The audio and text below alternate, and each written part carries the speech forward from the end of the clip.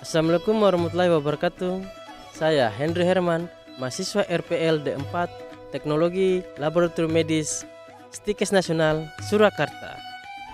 Sekarang saya sudah berada di sekitaran makam Kapitan Banau untuk menyelesaikan tugas mata kuliah KPK NAS. Makam Banau terletak di Desa Gufasa, Kecamatan Jailolo, Kabupaten Halmahera Barat, Provinsi Maluku Utara. Kapitan Banau merupakan tokoh pejuang asal Jailolo. Nama Banau berasal dari dua suku kata, yaitu Baba Senunau yang berarti pria perkasa. Untuk lebih jelasnya, mari kita berbicara dengan narasumber yang sudah ada bersama saya. Boleh perkenalkan nama, Pak? Nama saya Idrus. Iya. Idrus Ishak Taucil. Saya penanggung makam. Bapak sebagai penanggung jawab makam ini. Siapakah sosok di balik makam ini? Berjuang ini Ya. untuk membela rakyat sekarang. Kan pada saat itu kan negara kita kan Indonesia kan belum kita. Cuma kita negara kerajaan sudah. Kerajaan ya, Pak? Negara kerajaan.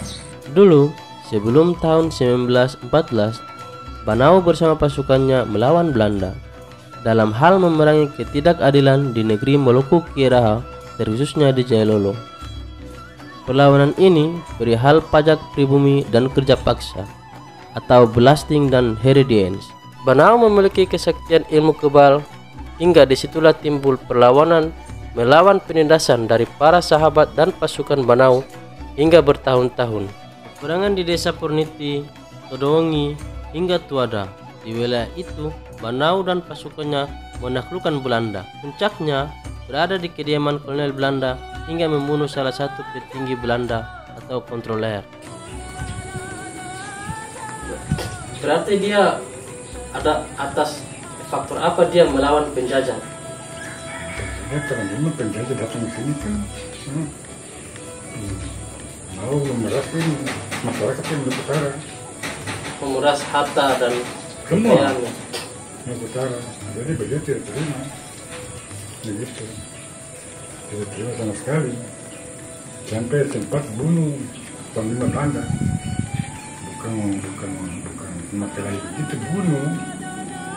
Sempat Jenderal Belanda mati karena di tangan beliau itu. Beliau tetap berjuang mati. Pokoknya mati. Negara. Yang kedua lagi, ya. Merah putih Ya. dikibarkan di sini bukan yang tadi pemerintah kan apa prima kan? Iya. Nah, putih dikibarkan ini tahun 1911. Dikibarkan di rumah yang ada di mana? Oh, Makanya Belanda kejar. ciri khas dari seorang Banau adalah memakai peci yang berpita merah putih. Artinya, sebelum merah putih dikibarkan di tahun 1945, jauh sebelum itu merah putih sudah ada di Jailolo yang menjadi simbol atau kekuatan Banau dan pasukannya. Strategi perang Banau mengharuskan pasukannya berada di belakang, karena jika berada di depan sudah pasti pasukannya akan mati. Jadi, Banau selalu berada di depan pasukannya sebagai panglima perang. Diceritakan oleh narasumber, Banau itu bukan hanya ahli strategi perang, namun beliau juga seorang muslimin yang taat, yang berjiwa nasionalisme. Ketika rakyatnya ditindas, baik itu seakidah atau tidak, beliau tetap membela. beliau merangkul pasukan dari Purniti, Todongi untuk bersama-sama melawan penjajah. Tapi saya 1911 kita cukup sebarkan merah putih di kuasa itu. Jadi itu mau utara. Jadi Indonesia itu yang dibawa ke Martai, yang pada Martai itu Tengku Idris ya? Ada seorang tawanan Belanda yang diasingkan hingga ke Jailolo yang bernama Tengku Idris. Beliau bersama-sama Banau belajar ilmu agama dan mensiarkan Islam hingga di wilayah Kau, Murtai hingga Weda dan Petani. Selanjutnya, Banau dan pasukannya menyerang sampai ke Ternate, melakukan perjalanan melalui Pulau Hiri.